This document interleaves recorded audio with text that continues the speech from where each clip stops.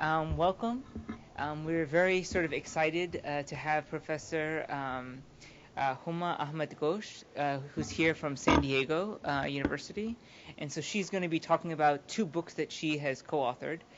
Asian Muslim, she's co-edited, Asian Muslim Women in Contesting Feminisms, Gender and Islam in Asia. And you can buy a book later on if you'd like to. So we're very sort of lucky because she's flown here for this for to sort of talk about her books. The lecture itself is being sort of funded by the local Ahmadi community and the Department of Religious Studies, co-sponsored by Asian Studies and Women's Studies. I don't know if there's anyone else, maybe African Studies, I'm not sure. But we're very happy to have her here. And I'll just give you a very brief introduction to the professor. So Professor Ghosh is professor in the Department of Women's Studies at San Diego State University. She's also on the advisory board for the Center of Islamic and Arabic Studies and the Center for Asia Pacific Studies. Her research focuses on women in Afghanistan, Muslim immigrant women to the U.S., and Islam and feminism.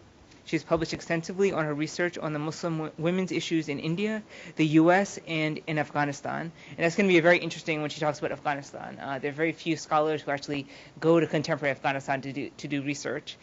So we're very happy to to have her talk about that as well. She works on issues of aging, widowhood, and domestic violence. And these are the two books that she's going to be talking about today. So without further ado, I'm going to give it to Professor Ahmed Ghosh. No, that's good. Yeah. Well, thank you very much, Iqbal, for inviting me. Just ex-student of mine who's doing her PhD here, just saw in South Africa doing her research, who put us in touch, and it all worked out, and I'm here now. And I hope the rain will stop because I'm from Southern California, and we're supposed to carry the sun with us, yeah. But then I don't know what Miami is like, yeah. So. Basically, these book projects came out of, it was not my initial research interest. It's very interesting how when I look around here and I can see the diversity, as we call it, is we get sometimes boxed into even our research interests, you know. And very soon after coming to the US to study for my PhD in 1981, and don't gasp, I realized that people were calling me Asian. Like they said, you're Asian. And I said, no, I'm from India, you know, because in India you don't use the word Asian, you know. And then somewhere along the way I also became Asian American, which really confused me because by then my anthropological training told me I was not an Asian American really. And, you know, so I'm an Indian from South Asia, you know, whatever. But not too much later, I also found that I was being identified as the Muslim lady because my name is. Though both I had a more of a socialist intellectual background. My grandparents and parents were socialists and freedom fighters against the British and all of that. So one day I realized that my identity is not who I really think I am, but my identity is determined by other people's perception of me. And it became interesting because I found that I was role playing, or I was always countering, you know, the questions people were asking me about my background. And so that formed my thinking in sort of doing my later research. And I think it all came together when post 9/11, the chair of my department asked me to teach, this was about 10 years ago now, a course on gender and Islam, because I'm in the Department of Women's Studies, so gender has to be part of every course we teach. And I looked at her. I knew exactly why she was asking me, but sometimes you can play the foreigner and the outsider and all of that. So with the most innocent and naive look, which is very difficult for me to get sometimes, I said, but why? We don't have a course in gender and Christianity, gender and Hinduism. Why this? And I knew exactly where it was all coming from. So I was troubled, and I said, let me think about it. And I talked to my friends, and I said, you know, this is a little yucky because she just assumes that I'm a certain kind of Muslim. And after 20 years of research on non-Muslim stuff, I could teach a class, you know.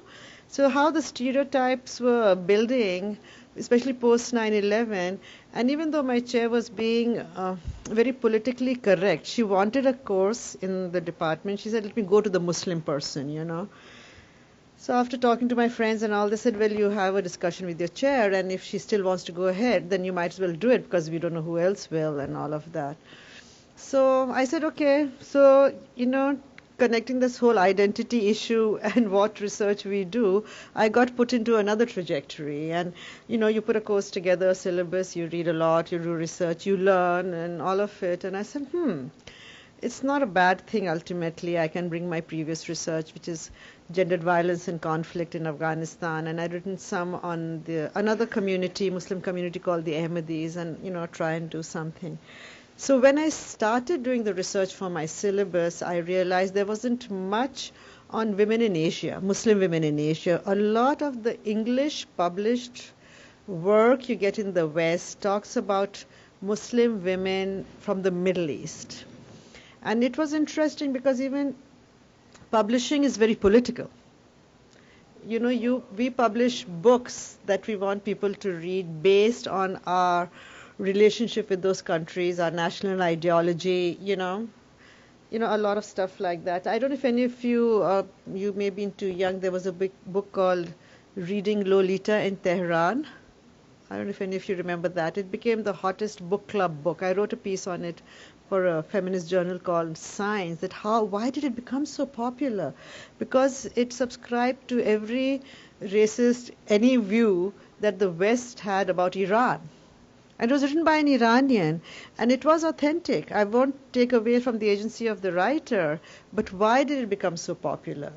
So these are the questions that complicated my thinking when I started putting the syllabus together and then ultimately writing this book. And after teaching for a few years, I put out a call for papers for a journal, a special issue on gender and Islam in Asia, because I wanted that material to mainstream itself too. Because a lot of the writings were on the most oppressive Middle Eastern culture, and that's how Muslim women are treated by Muslim men, and therefore Islam is like that, and therefore the country, so we need to go there and give them freedom and equality and all of that stuff, which we try to do in Afghanistan. But I got so many articles, and I repeated the call for papers, that I got these books out on Asia. And by the way, you don't have to buy them, okay? It's just, you know, I'm too embarrassed about doing sale work. But I'll talk about the books which generally talk about the lives of women in Asia. So the one with the black cover is really talking about Islamic feminisms and the arguments. Yeah, and the other one is the lived realities of Muslim women. So that's how these came about. And these books, they are, what is also very interesting when putting them together and putting out a call for papers is, I put out a call for papers for Muslim women's movements in Asian countries, but I got back everything else but the women's movements. And then I realized that I was being hegemonic, to use a big word, a Western scholar or something, because what people were sending me were what were the pertinent issues concerning women's lives in their countries. So I said, okay, if that is the way it's going to be, then let me just shift my own focus and talk about the lived realities of women in Muslim countries and how globalization affects them. Okay. So we are all a special part of creation. I hope you heard that. So these books, I just want to read out some. They are very eclectic in their presentation. They talk of Muslim women's lives in Asia and how it traverses a terrain of experiences that defy the homogenization of Muslim women, because there is a concept now called the Muslim woman, and I want to talk about the heterogeneity of Muslim women's lives. You cannot have a concept called the Muslim women. So while putting together this collection of varied lives of Muslim women, I came across, I also realized that we need to decenter the West, because the West was creating these images of Muslims, and basically the West was being confronted by a discomfort at the mention of Islam, which interestingly, I don't even have to use 9/11 anymore as creating this. It's just like not even been a month, and we have a different kind of discomfort. So when I was, writing this up, I said it could be extremely current, and also that there is a suggestion that there's going to be a world takeover by the Muslims, and therefore writing about Muslim women or protecting Muslim women would be a good way of saving the brown woman from the brown man. So this rhetoric which existed post 9/11 is back again today. So basically following 9/11 and Trump, I do really want to, if you voted for him. But if you didn't vote for him, I want to relate how 9/11 and Trump's era in this 1 month has created the same kind of anxiety and panic that 9/11 had done for Muslims globally, which is again happening here. So the books are basically, they're framed by a contentious political and ideological dichotomy between the West and the Islamic states and other Muslim communities, albeit through the creation of an anti-West identity politics. This period has also witnessed a dramatic increase in research on Muslim women's status to better understand their lives and lifestyles, but with a particular focus on the Middle East because they provide the more visible symbols of oppression to the West, who wants to stereotype all Muslim women and ultimately the men and the nations. And this is interesting given that 2/3 of the world's Muslims are in Asian countries.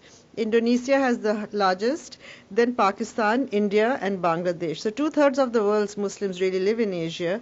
And also the majority of the Muslims, the Arab Muslims, the majority of the Arabs in the US are Christians and not Muslims. But we don't talk about that. We don't see that in the media. So these books basically bring together essays that contend with issues of feminisms and women's movements as they pertain to Muslim women's lives in Asian countries and the Western diaspora. Each essay in these books speak to Muslim women's struggles to claim agency and rights within their countries as dictated by regional, historical, political, and social institutions that lead to constantly shifting cultural values and prescriptions. Shifting cultures is also a result of global embroilments, and thus these essays illuminate how women's lives are directly impacted by globalizations. The essays offer a nuanced insights into scholarly debates that wrestle with the current politicization of Islam, particularly for Muslim women. By addressing the question of what is gender equality, these books explore ways in which a multifaceted understanding of Islam can contribute to a productive dialogue about the future of Muslim women in Islamic and secular states. So while there is rightfully a revival of the debate on women in Islam, especially their representation in the Quran, it is done more in the context of addressing West's perception of Muslim women. So therefore I want to decenter the whole framework and talk about Muslim women's lives within their own historic and political contexts. And it is complicated because when Muslim women choose to conform to an Islamic lifestyle, they are viewed by Westerners as symbols of a regressive Islam that is oppressive to all women. Whereas the Islamists see them as supporters of a perfect Islam which reinforces Islamic patriarchy and rejects Westernization. If Muslim women choose not to conform to strict Islamic lifestyles, they are seen as betraying the Islamic cause by their brothers and viewed by Westerners as liberated women who oppose Islam and conform to Western feminism. For somebody like me, it's very complicated then, because when I'm writing, I have to stake my claim and say, no, I'm not condemning Islam, and neither am I supporting Western feminist discourses that, pity the Muslim woman. So it becomes very complicated because everything is seen in binaries. Such external constructions and expectations of women's behavior render their own decisions, choices, and life circumstances invisible, and their realities are reduced to simplistic and judgmental interpretations. The essays in these books, they try to create a dialogue between empowerment and religious spiritualism. They also challenged the oft-repeated sentiments that Muslim women are victims and Muslim societies are hyper-patriarchal, thereby concluding that Muslim women need to be saved and protected by the West. In challenging these notions, the essays in these books speak to the complexity and diversity of Islamic Muslim feminisms and to the heterogeneity of the Muslim population, and focuses instead on the agency of Muslim women. So as an editor of these set of essays, my objective is really to expose the reader to a range of complex discussions on the multiplicity of Muslim women's lives that speak to the diversity and at times contradictory consequences of Islamization, secularization, and local politics for Muslim women. And these books basically are opening up spaces for future research and understanding of Muslim women's lives, as well as reflects upon how Muslim women build and extend their social knowledge within the larger nexus of nationalism, kinship, and religion. The word feminism continues to be contested globally. In general, these challenges have led to two broad theorizations of feminisms: Islamic feminism and secular feminism, which are rooted in support of and opposition to Islam and its impacts on Muslim women's lives. So basically what I have found with all my readings and research and writing is that there are Muslim feminists or from Muslim backgrounds or who are experts in Islam who are reclaiming a feminism through the readings of the Quran and the other texts and referring to it as Islamic feminism.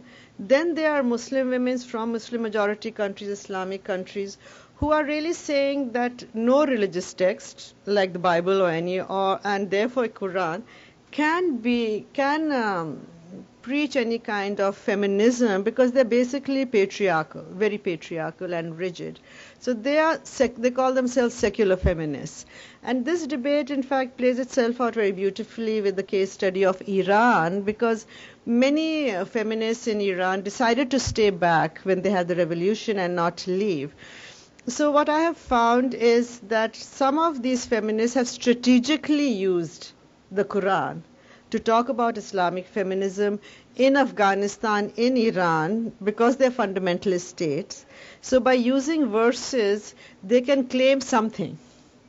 For example, there's a hadith which says everybody should get an education even if they have to go as far as China, which must have been very far at that time. So the feminists pick up these kinds of verses and say, we Iranian women need to be empowered according to the Quran. And then what follows next is not their business because, you hope there's some enlightenment and empowerment. So in fundamentalist states, we are seeing that kind of feminism emerging. At the same time, though, there are many Muslim women scholars who do think that Islamic feminism is in the Quran and we need to keep the Quran as a framework and look for spirituality and reinterpretations of certain verses. From the same region you have, and those living abroad from those regions, women who are saying, no, you have to challenge the texts, because the texts are patriarchal. So if you want to talk about equality, then we have to challenge them. And they are proponents of secular feminism, and their main method of challenging the Quran and all is, and preaching secular feminism is the discourse on human rights. They're saying we need to have a human rights approach to feminism for Muslims and in Islamic societies, because that keeps the religious texts out of the picture.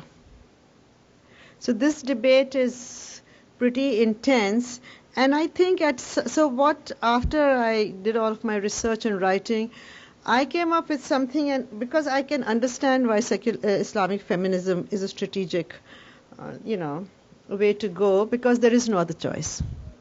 If they tell you overnight you have to cover your head and you go to work, you will do it, and you can, subvert from within. If you protest it, you end up in the prison, so you don't get anything done. So I can see it as a strategic move, but in secular countries with Muslim majorities, or a substantial Muslim population, even if they are a minority, I felt that the human rights discourse for me would be the way to go. And but when I looked at the issues that women are fighting for in secular countries with Muslim majority or large proportions of Muslims, I realized that there needs to be something called like a hybrid feminism or a collaborative feminism.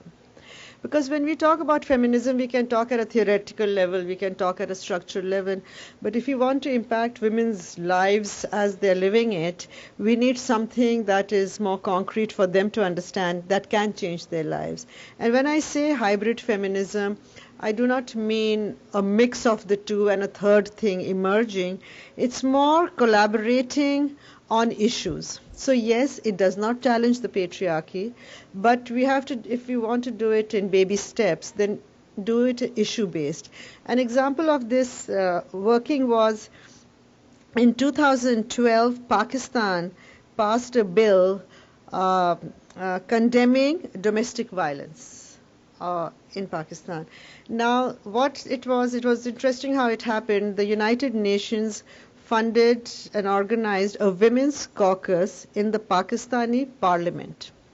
And they had women representatives from all organizations, ranging from the most fundamentalist to the most liberal, working together. So once they got over each other's differences, they arrived at a conclusion that domestic violence was an issue that all communities, irrespective of which class or gender or ethnicity or religion or Shia or Sunni, was an issue, and they worked together on it, and they put together a bill and act, and it was really approved. So to me, that would be something along the lines of hybrid feminism.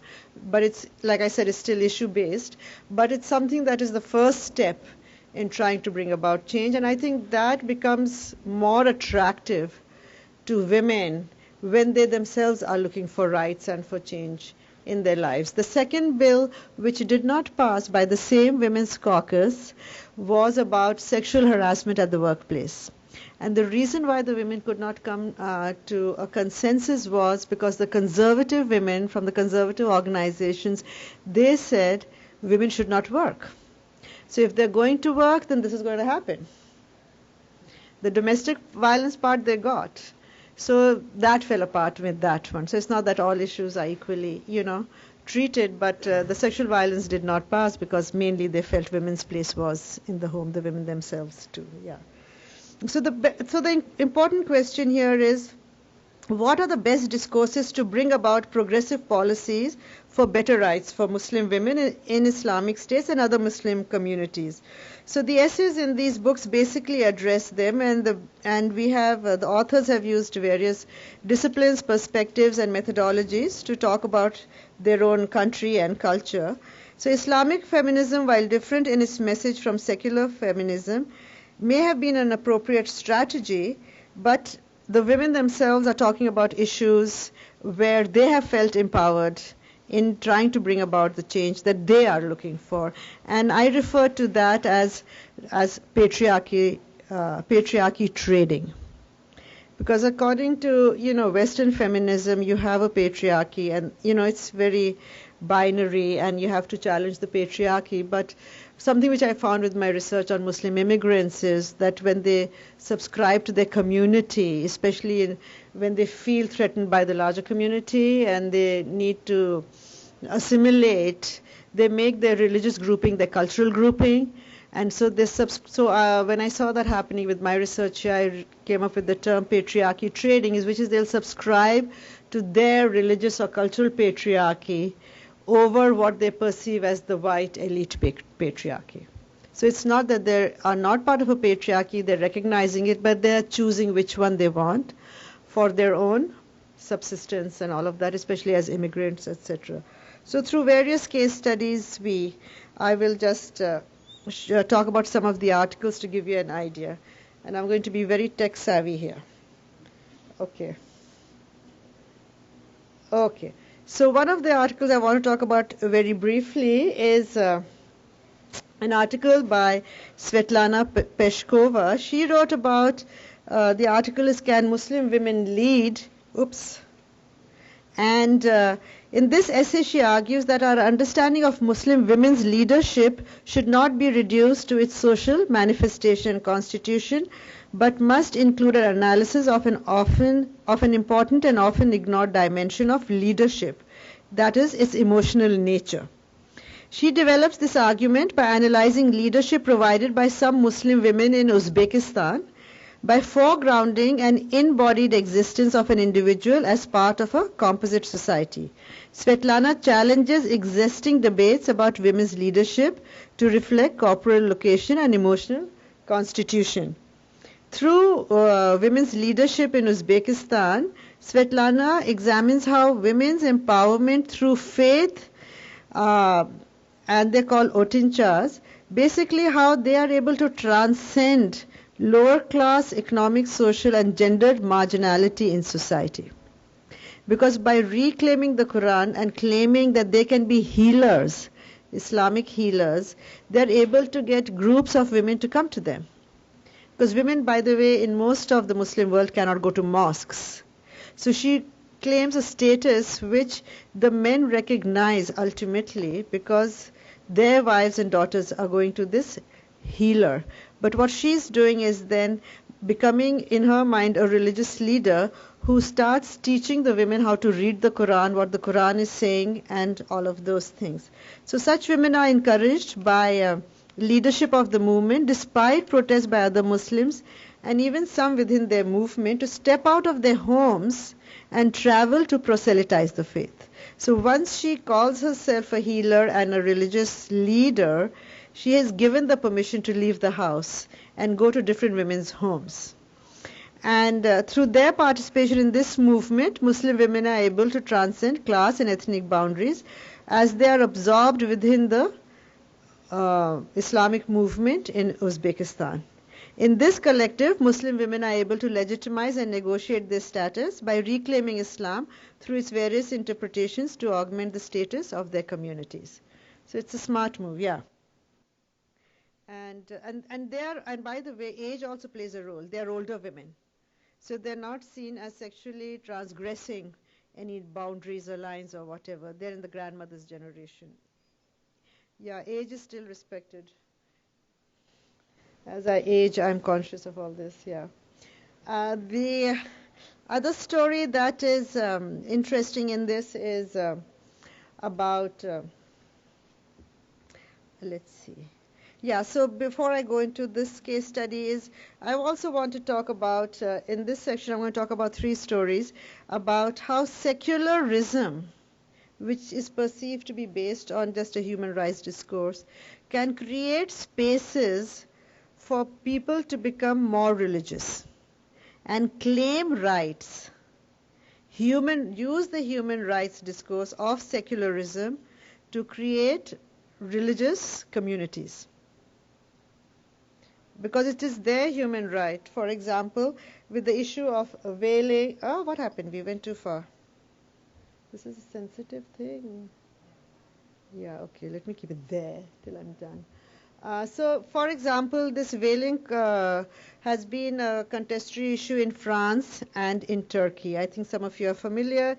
In France, they've banned it and any political, any religious symbol, but really they were going for the Muslims for many reasons. You know, they had a colonial history, they're working class and all kinds of things.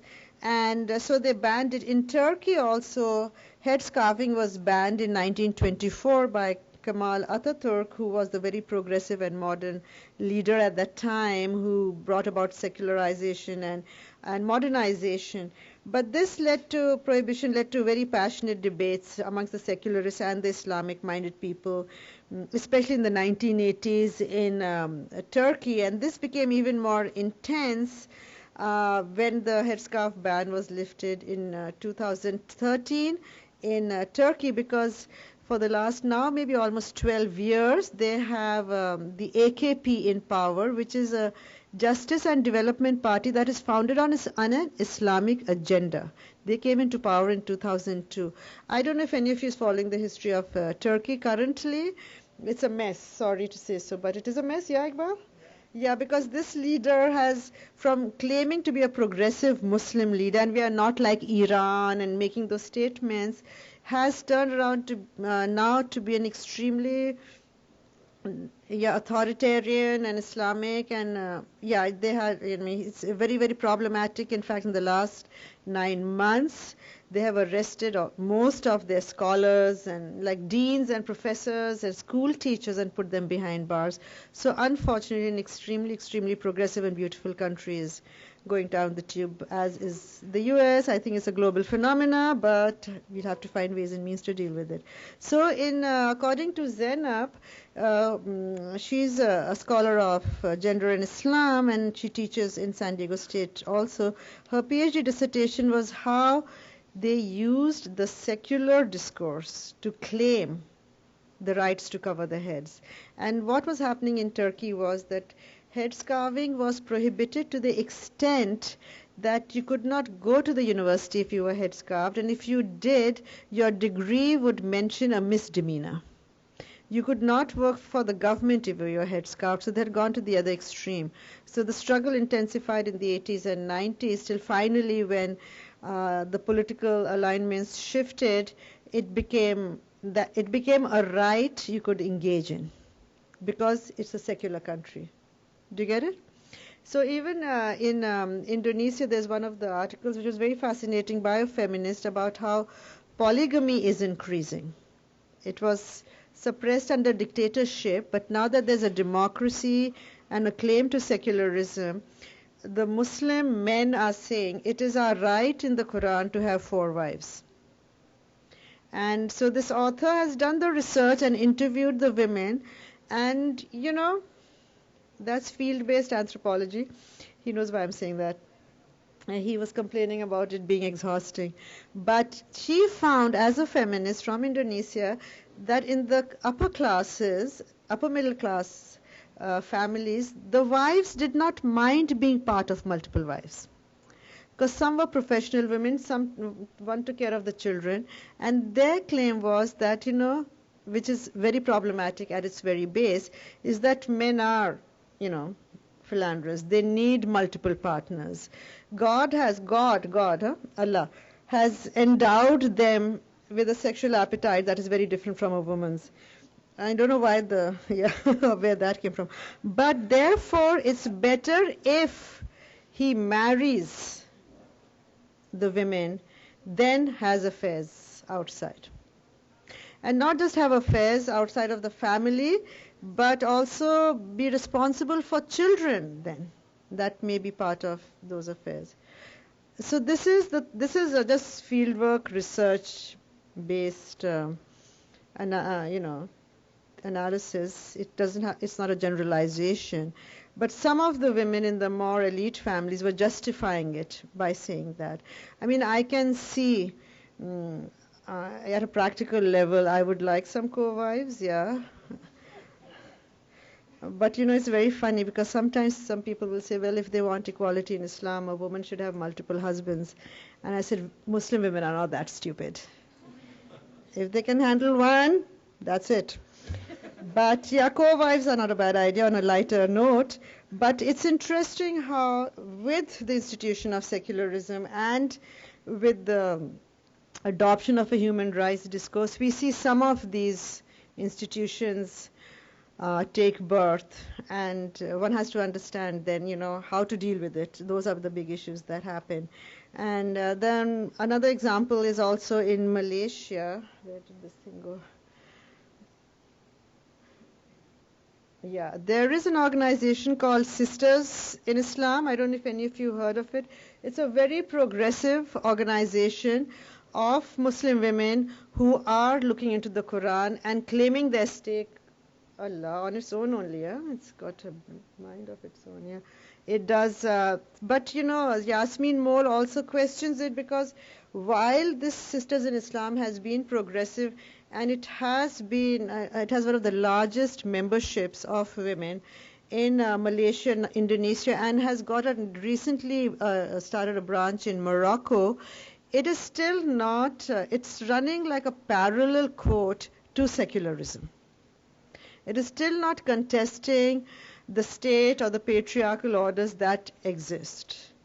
And definitely, if any of you Google Sisters in Islam, you don't have to cover your head, you don't have to do a lot of things that is traditionally associated with Islam, but it's again within the larger framework of Islam that they function.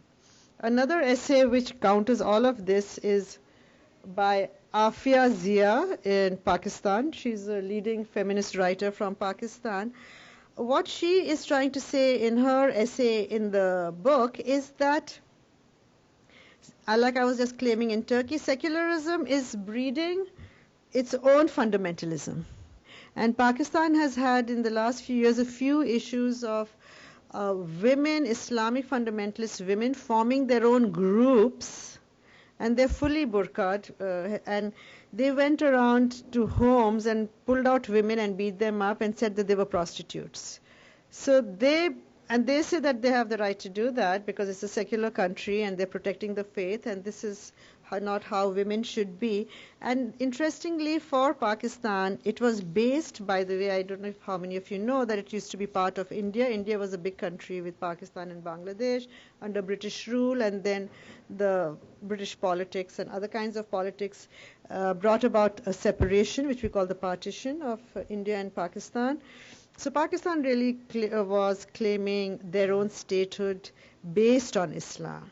So even though Pakistan has seen many prime ministers and presidents who are, some of them in the military, they've had military rule, and some of them are secular, they have not been able to deal totally with fundamentalist organizations, because it comes back to that being the basis of the formation of Pakistan.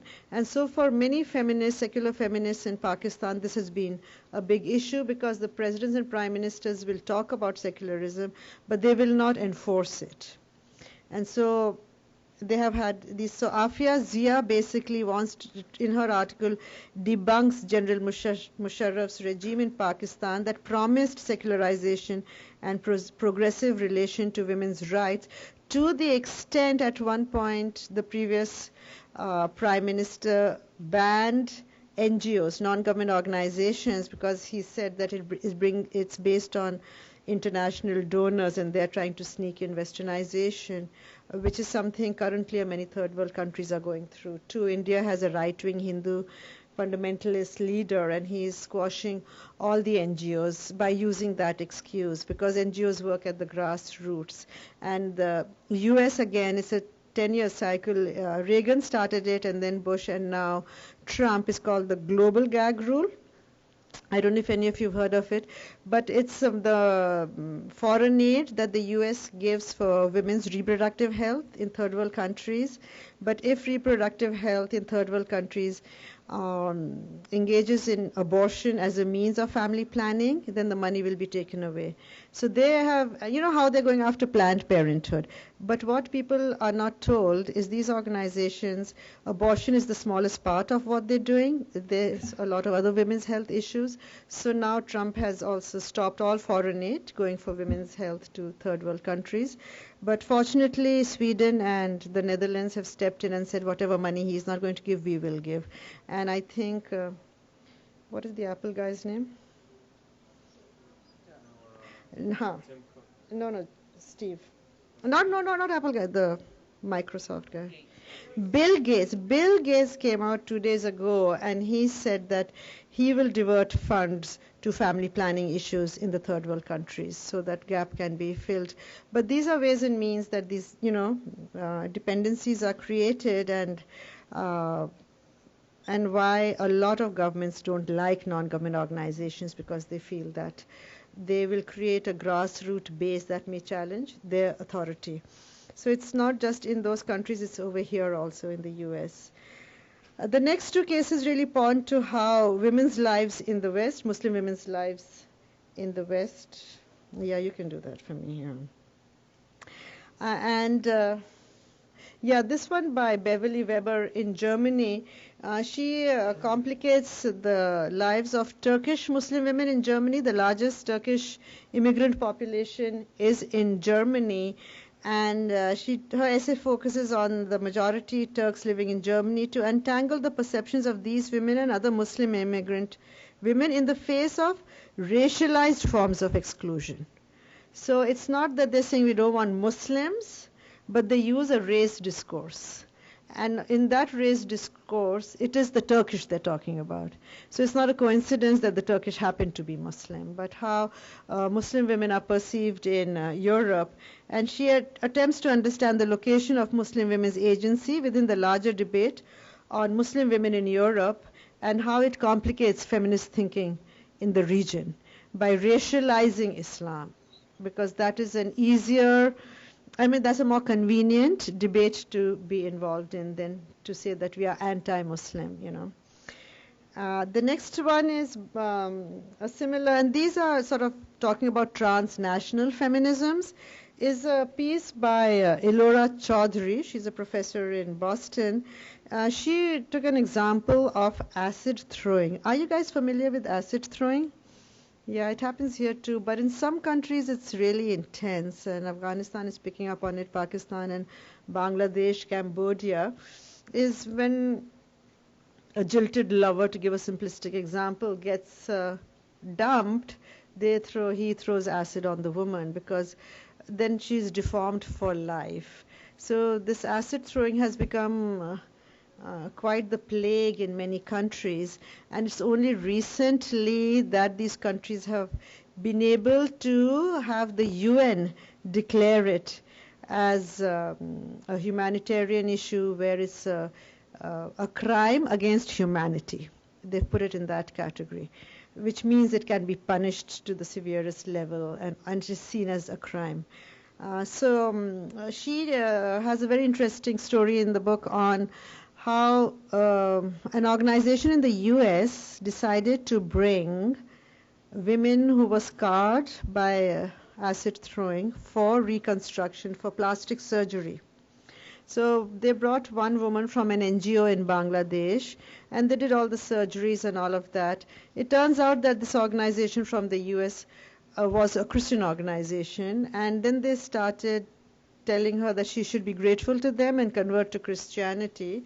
And she said no, and some problems arose. And then also she decided not to go back to Bangladesh.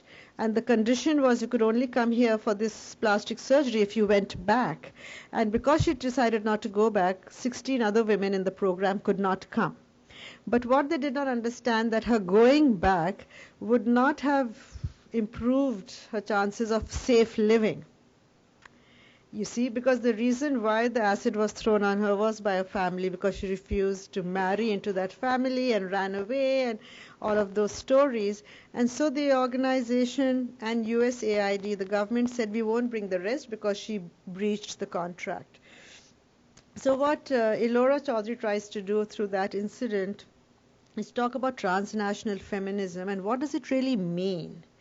What does the feminism here, how does it relate to the feminism in Bangladesh? While they're fighting acid throwing and you claim as feminists to take care of the issue and, and then ultimately make a bigger case and theorize it, where is the partnership if it is built on really these kinds of punishments? Is it really there, or is it just to show that the West are the saviors? And then we don't think beyond that. So her essay is very interesting, and it, sort of complicates the story there. Do we have time? Because I'm going on and on and on. And then you'll start yawning. Yeah, that's it, yeah. So basically what I'm trying to say here that these kinds of essays complicate, as you can see, the issues and also show you what is pertinent for Muslim women in those countries and how they are themselves trying to contest the global masculinities that exist and the power games that are played out through women's bodies at the international level, at the national level. And this has become very obvious, and it's not a new phenomenon.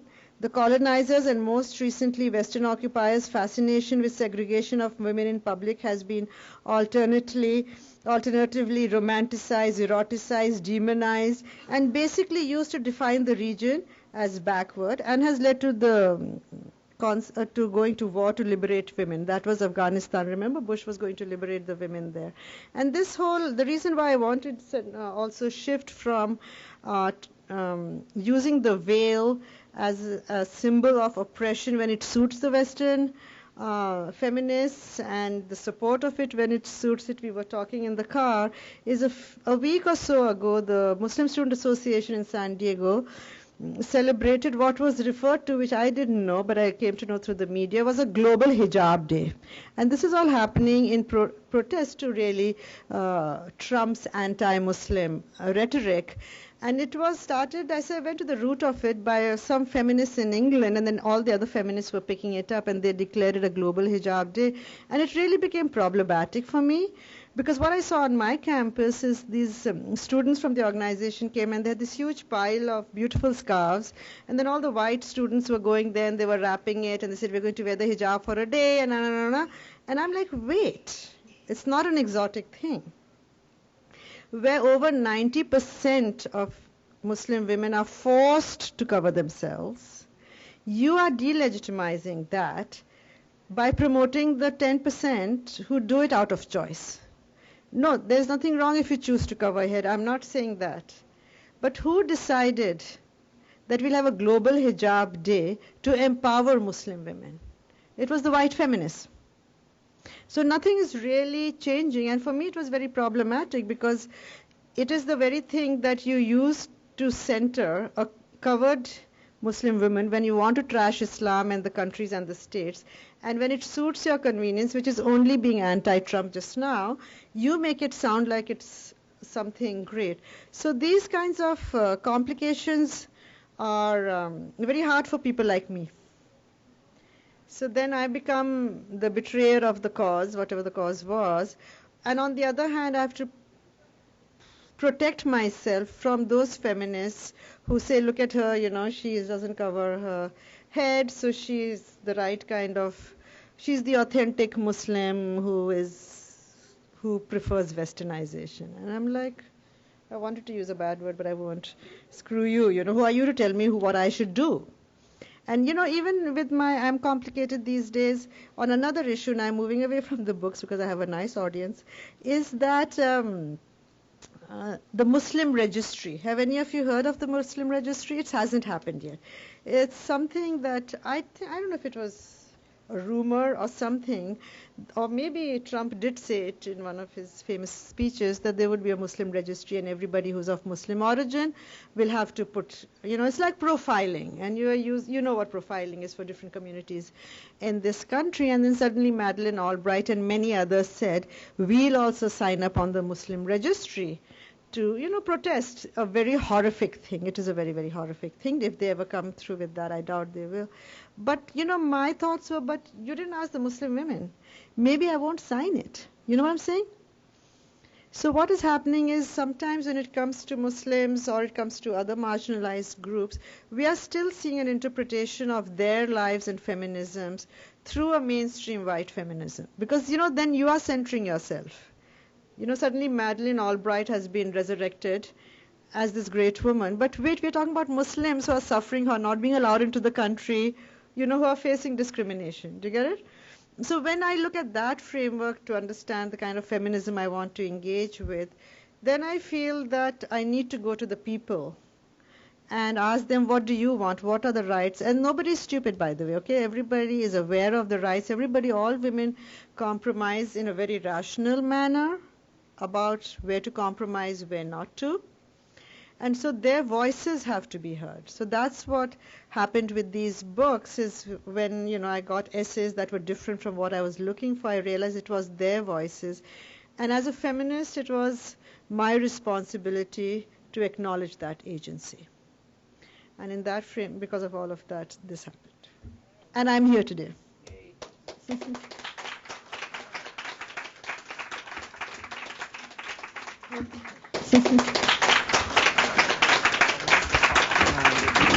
Very interesting. Yeah, I think the woman who was working on Uzbekistan, I was actually in communication with her. You were? Yeah. Very. I mean, these scholars are really wonderful. It really runs the gambit of the entire Islamic world. The stories that are being told here. So I think these are very important collections. and particularly trying to think about the context of these individual stories that help to create sort of, rather than using a theoretical frame to explain what's happening, understanding these individual stories are giving us a sort of a ground up interpretation that can be very different, right? So I think it's very important. So I wanted to open it up for questions if you guys have questions, and we could have a little bit of a discussion. Yeah. So the question was, in the contemporary sort of age that we're living in, what is the connection between academia and activism, and sort of how is that reconciled or dealt with? Yeah, thanks for the question.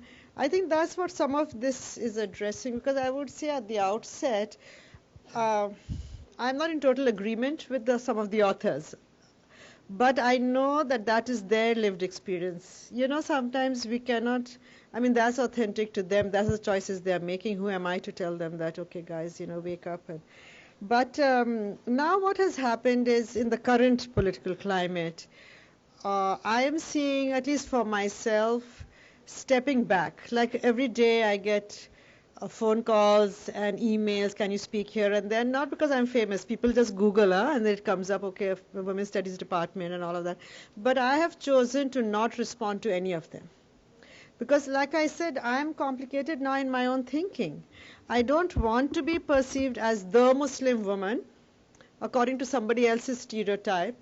And at the same time, I don't want to speak for those who are really suffering at the grassroots. Frankly, for me to be perceived as an academic Muslim woman, I'm being seen as privileged. So I have to be very conscious of what my position is. And I think this is happening to a lot of Muslims in academia.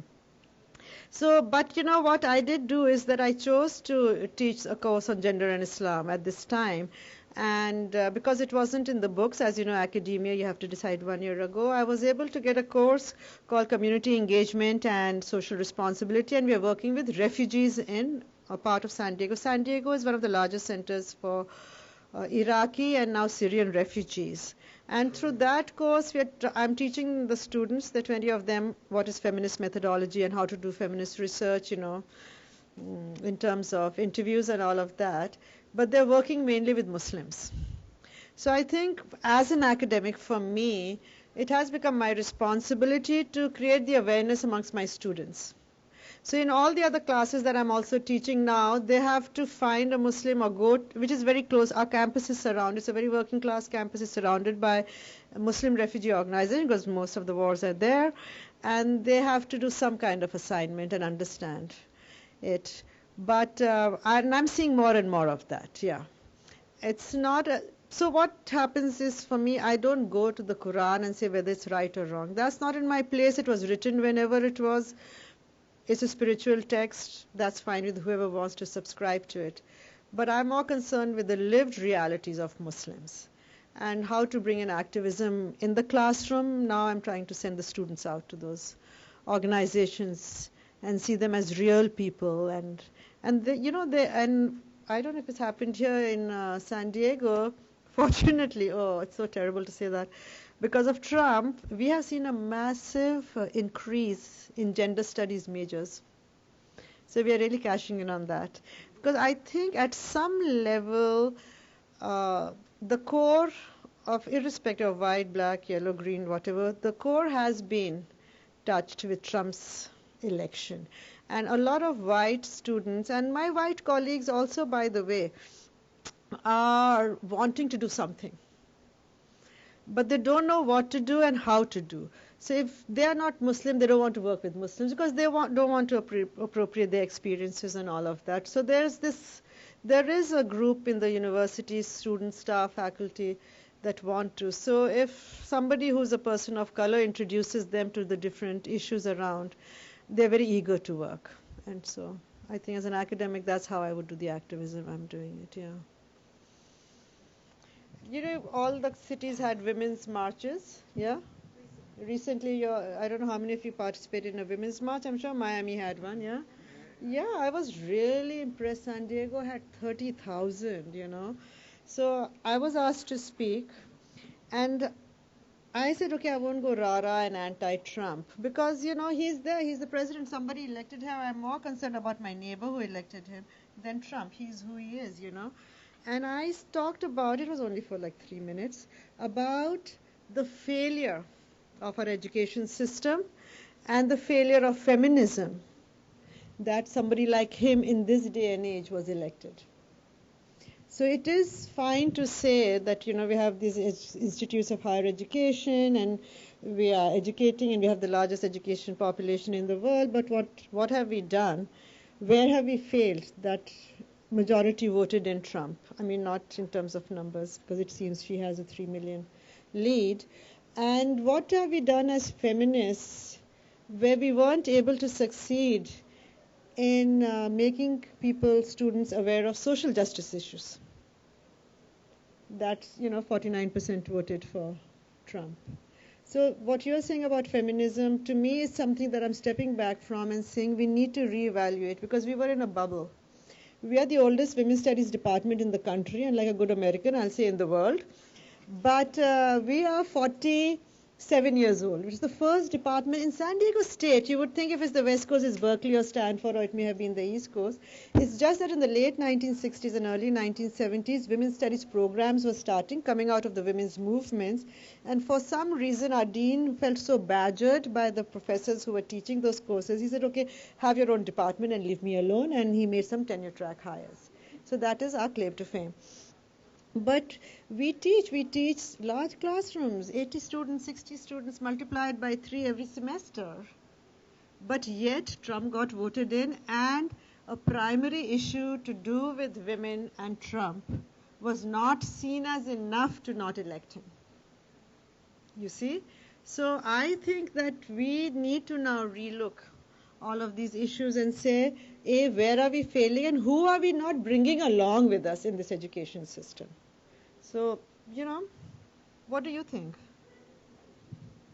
Do you believe that feminism is a priority in this country or in the world? And do you think that people who voted for Trump were thinking about these social justice issues, or were they possibly thinking about other issues that maybe affected them more directly?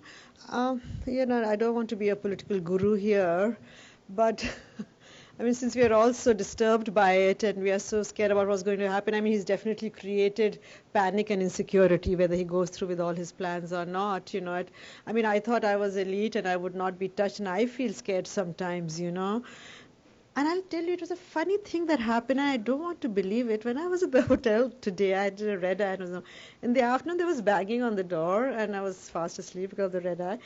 And I said, who is then? They kept saying security, security, and I froze. I freaked out. I said, come on, what am I going to do?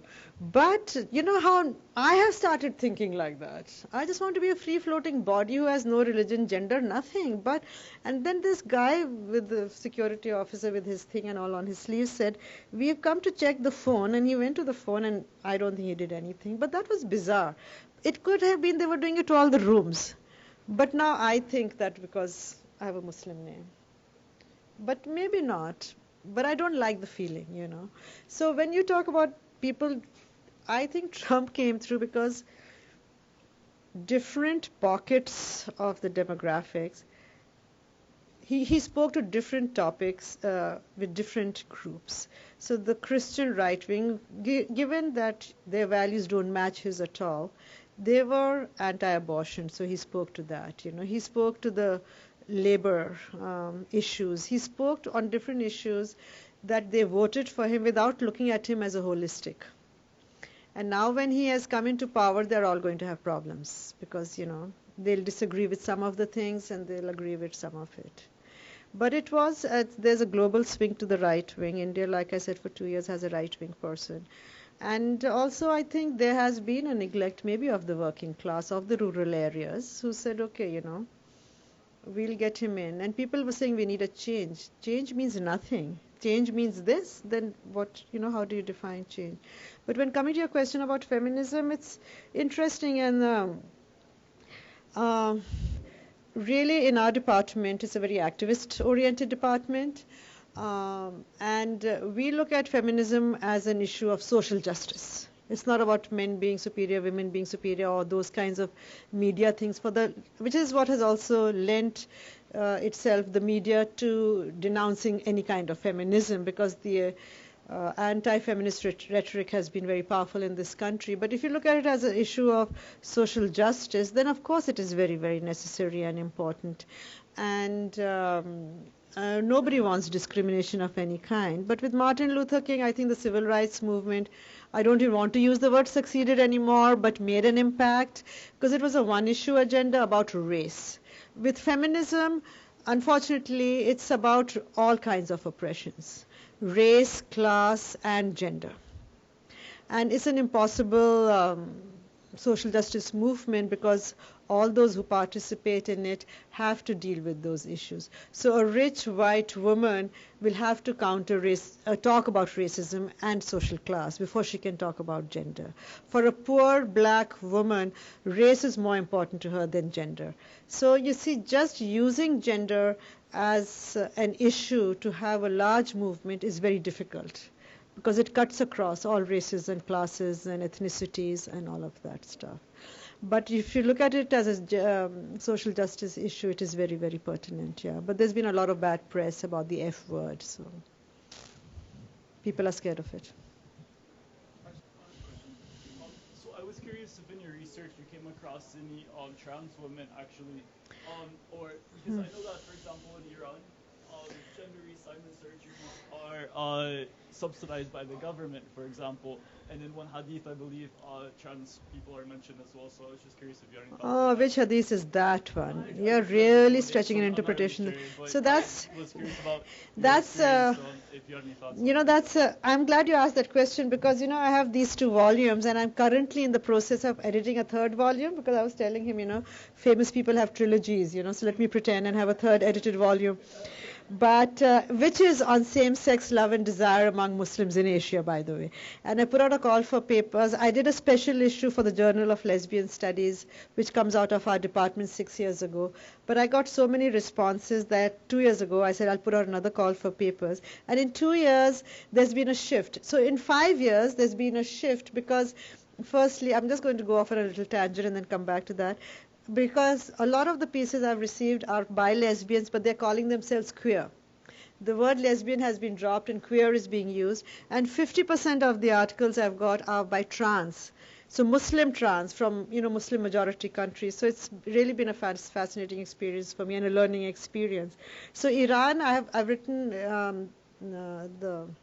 a sex assignment from Iran was published in the journal, but I've got some other ones now. So many times people say that, you know, Iran is so liberal, the state is subsidizing this conversion from F to M, M to F, whatever. No, no, no, no, no.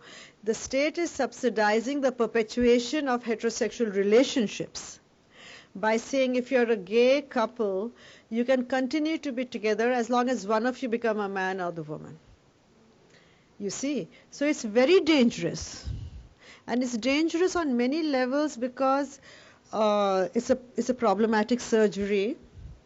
It's a complicated surgery. It's a painful surgery. And because it's state subsidized, people think, let's do it. If that's the way I can live with my loved one.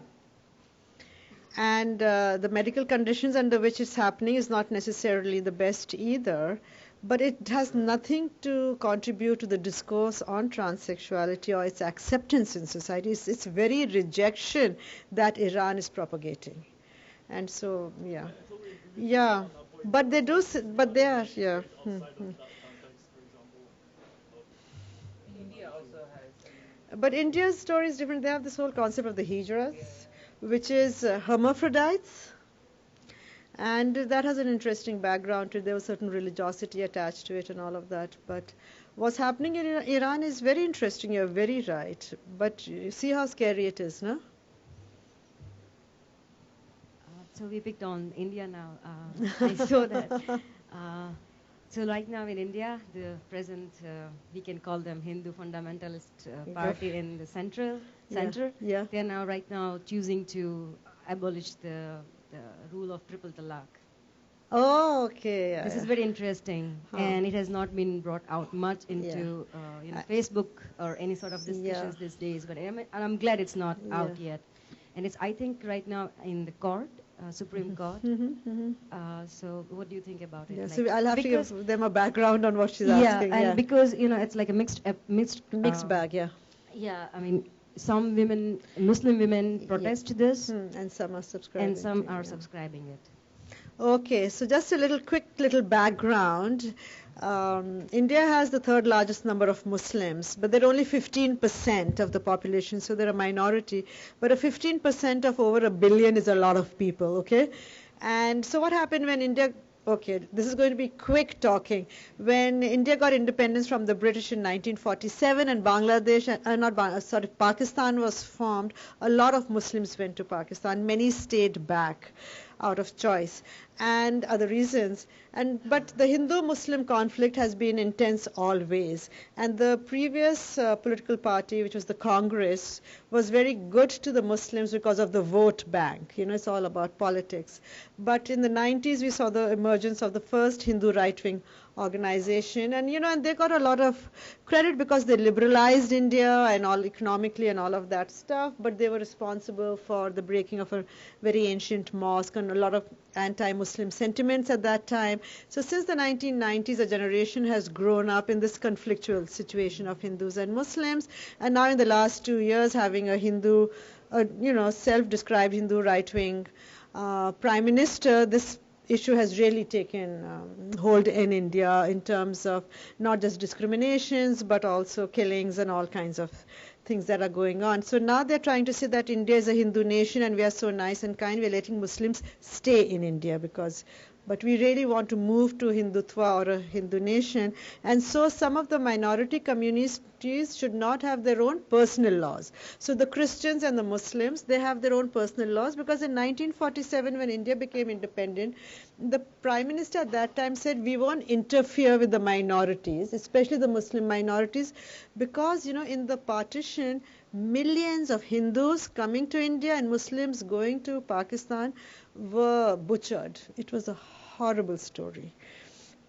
So let's keep it calm. So when we had a personal law for all the women and the men and the family laws, the minority religions were allowed to keep theirs.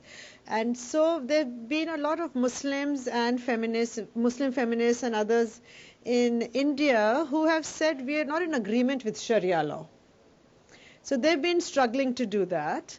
And now what the Prime Minister is saying, he's saying that we should have a universal civil code.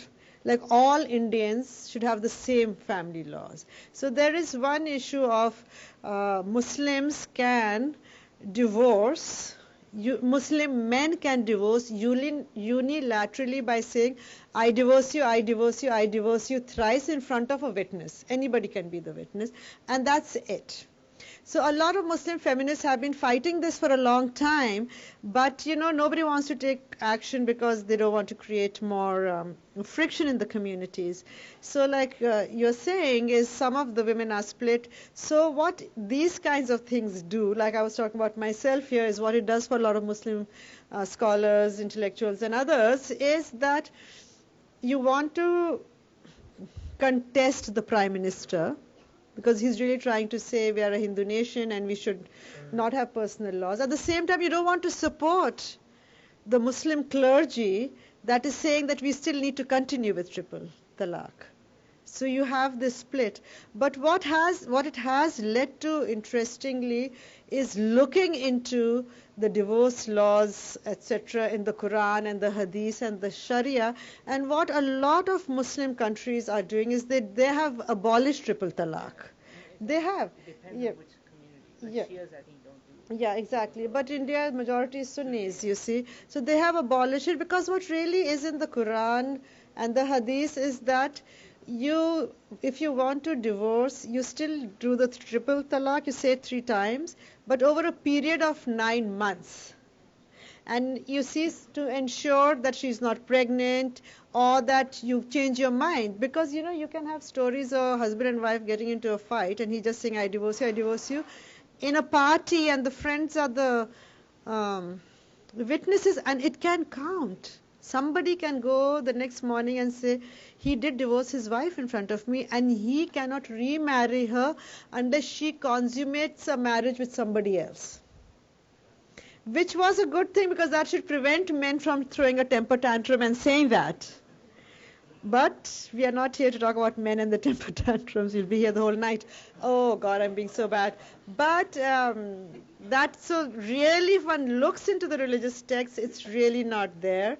But this is a big issue and it's gone to the Supreme Court. And I think what may happen is that there will be an abolition of saying it 3 times in one sitting, where the Muslim community and women can reclaim their status by saying the Quran says it's in a period of 9 months and, you know, all of that kind of stuff, yeah. Yes.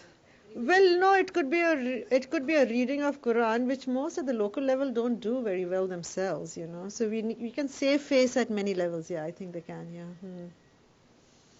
You know. Yeah. Hold on. Good afternoon. Thank you. This is Hi. wonderful. My question is, do any of the essays or any of these scholars address the issue of women marrying at an early age? No.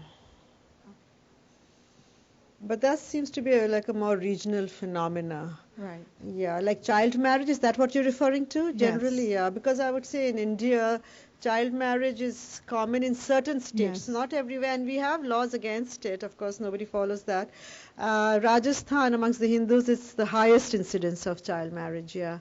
But in many Muslim countries, so when the Khomeini came into Iran, Ayatollah Khomeini, he reduced the age to 9 from 15. So, yeah, these guys come and do what they want. Yeah. And then they say it's religion, but it's not really. I mean, well, Muhammad did marry Aisha, so they try to use that example, yeah. Okay. Thank you. So my question is, let me see if I can word it right. I guess what are your thoughts on the state religion and feminism? And what I mean by that is you see countries like Indonesia, where it's a majority Islam country, Yeah. right? But women have full rights under the law, and it's I believe 30% by law are required to be in parliament, Yeah. right? But then you go to another country like Saudi Arabia, and they're not allowed to drive. So Yeah. is that more religion, or is it just cultural, or the state enforcing that? Yeah. Does it have anything to do with religion or more to do with the state and culture? I think state and culture, because I don't know, were there cars when Prophet Muhammad was around? No, sometimes you have to tell them, ask them, I'll pretend to be very naive and I'll say, oh, cameras, you can't take photographs. Muslims, because you can't reproduce the image of God also, or what God has created. But then I asked them, but were there cameras at that time, Were there cars at that time? Who came up with this that women can't drive, So it is I think a lot of it is regional, cultural, and and cultural and patriarchal norms that use religion as a crutch to enforce it. Yeah. Yeah, you're right. And now Saudi Arabia is a very, very good example of that. They're fighting to drive. I think they're going to get that right very soon. But yeah. Well, last class, awesome presentation, by the way. It was awesome work. We were having a presentation on the Noornama, which was awesome. Okay, yeah. Thank God he gave me, yeah. And our professor showed us this awesome video from Pakistan, where basically it's like one of these Sunday Christian type of things, but Islamic. And someone called in and was asking about the Noornama, legitimacy of it. Yeah. But the funny and horrible thing about it is the way he kind of phrased it.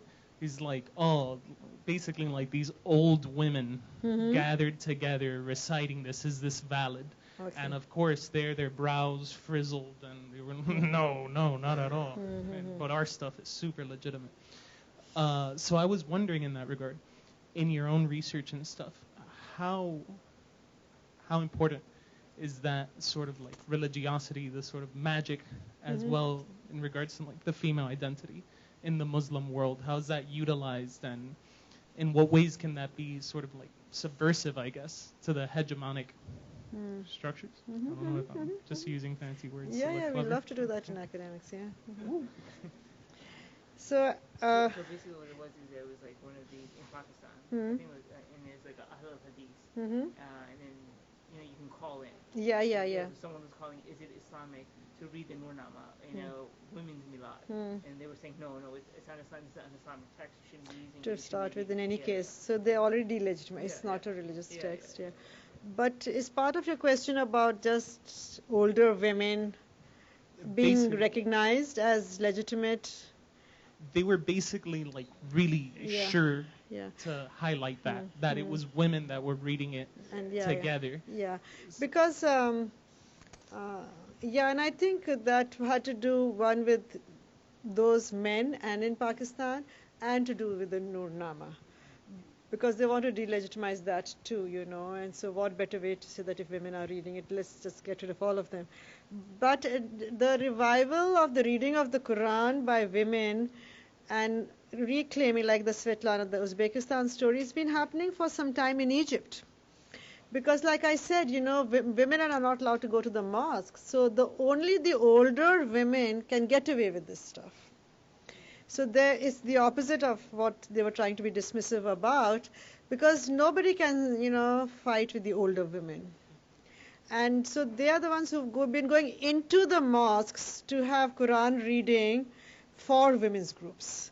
So Egypt was a big one. It was like a world example. And then we are seeing in Lucknow, it's a city in India and in other parts of the world, or Sisters in Islam, which is a really big movement in Malaysia. It is definitely progressive because, everything is relative also, guys. We tend to compare apples and oranges all the time, Change comes through generations. And I think that's what I learned. I learned a lot from these essays, My first read would be, oh God, why don't you just, no, okay, it's, this is not what you're supposed to do. So the thing is that the older women are respected and they have a legitimacy in religious groups still, yeah. And mainly because a lot of them could be widows and therefore not eligible for remarriage because of local cultural norms, or because they're seen as non-sexualized beings, okay? That's a very important component to all of this too, and therefore they are safe, and therefore they are wise, yeah. Even in Hinduism, covering head Yeah. all the time was always been a case, and still I believe that except few states like Gujarat or Maharashtra, Rajasthan, Haryana, Uttar Pradesh, Punjab, everywhere it's been followed by women excessively. Yeah. I think the centralizing of veiling was a Western invention in terms of critiquing Islam, the religion. And then, because, we were talking while we were having tea before this, I just want to point out, and I may not, it just maybe now my head is in that space, is that that Islam as a structured religion, or the concept of it being a religion like other religions, may have really only started in the 1970s and 80s. It was there in an amorphous form in the sense that, unlike Catholicism that has a pope, or I don't know if Christianity has any leader like that, is that there was no handing down body of how it should be practiced at the most local level. So the village imam or the town or whatever the literacy level, whatever the understanding, and the fact that it was a proselytizing religion, a lot of local cultures were part of it, that it mushroomed and it continued. When we started seeing the politicization of Islam and the state getting involved, then we see it in a more structured way, and for the first time see very intense and very like strict rules perpetuating gender hierarchies. So suddenly cover your head, overnight cover your head. But those regions have been Islamic forever, for hundreds of years. Some chose to, some didn't, given what their occupations were. If most women in the rural areas are working in the fields, in the farms, they're not going to be doing that. Clothing is very restrictive, especially what has come to now. So really, we are seeing a new phenomena. And we cannot separate it from global politics, economics, oil, all of those things. We cannot. And when Saudi Arabia became so big and popular in global politics because of its oil, it also, the royal family adopted a very extremist form of Islam. That's my interpretation. Maybe they don't think it is. And used it economically and socially to spread it by saying, I'm saying it very simplistically. If there's an economist here, he'd shoot me or she'd shoot me. But, Pakistan, suddenly one day it became the Islamic State of Pakistan, Islamic State of Bangladesh, Islamic State of Indonesia, Islamic State of Afghanistan. It wasn't. It happened when they decided to take foreign loans from Saudi Arabia, who would then say, we will consider it zakat, which is charity, and cancel it. But you adopt this kind of Islam and build a big mosque. Because it was also the time when in a lot of these Muslim third world countries, a rapid economic decline. Through a semi-capitalist economy they may have adopted or whatever, the gaps were increasing. So unrest was starting. So if I look at that historical period and look at all the institutions and the beginnings of the anti-West sentiments and all of that, it was ripe. It was ripe for somebody to come in and say, we are going to save your lives, we are going to give you money, we are going to do all of it. And this is the package deal. And Saudi Arabia was at a perfect timing. Ayatollah Khomeini was at a perfect timing. The Russians invaded Afghanistan at a perfect time. So we cannot discard all of these variables, when we are talking about the kind of politicization we are seeing in Islam and the kind of politicized reaction to Islam that the West is adopting.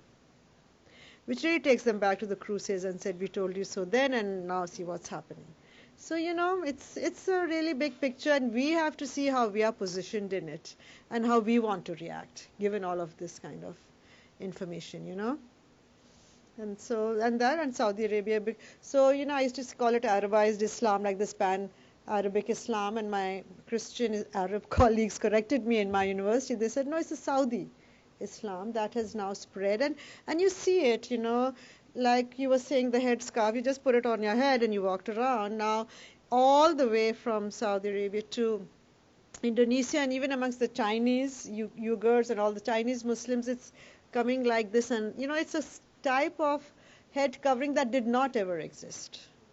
So you can see which kind of Salafi Islam or whatever they are trying to adopt, which never existed because they had become Muslim, but they had regionally adapted their cultures and everything to it, like we were talking in one part of India when in Bengal the Hindus became Muslims, they still had their goddesses lined up, because that was part of their culture. But now we are seeing a uniform kind of Islam, which is coming through foreign aid that is being sent around and all that. And coming to your head covering question, it's existed in all cultures and societies. And a lot of stuff in Islam has been borrowed from Judaism and all of that. It was part of the region, a cultural region. But, like I said, I called Muslim women's bodies are globalized property. Muslim women's bodies are globalized property. So the Taliban says, we should cover it. And the West says, look at our women, they're so liberal, they can run around in bikinis, So I have a little lecture for my class, from bikinis to burqa. But what is really happening? There are two states, masculinized states, who are controlling women's bodies, ultimately, and only seeing them as sexualized bodies. So, that's feminism. When it comes to money and oil and politics, straightforward. I mean, that's the first country that should be on the list. Forever, all the presidents have sucked up to the Saudis, Some of them even covered their heads, the wives, because of oil, yeah. And the Bushes were very instrumental, the Prince of Saudi would come for Thanksgiving to Texas and all of it. So the hypocrisy, I mean, there's no answer, to the hypocrisy that exists. Yeah. When we talk about human rights and we talk about all these things, and we did go to Afghanistan to liberate women, by the way, guys, bombed them out of existence. I don't know what to do. I mean, it's so transparent. But that's how they all work up there. And we need war is the biggest business. It's the biggest business because then we go to reconstruct, yeah. And Halliburton and all of that, yeah. I want to thank the bookstore for organizing this and for our department and the Ahmadi community for supporting this wonderful lecture. Thank you very much. Thank you.